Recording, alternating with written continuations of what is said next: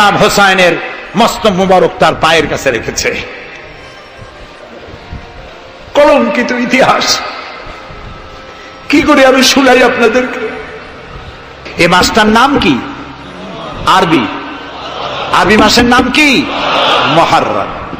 এটি সেই মাস যে মাসে খেলাফতকে প্রতিষ্ঠার জন্য রাসূলের কলিজার টুকরা নয়নের পুতুল ইমাম হোসাইন কারবালার ময়দানে শাহাদাত বরণ করেছিলেন, রাজতন্ত্রের বিরোধিতা করেছিলেন।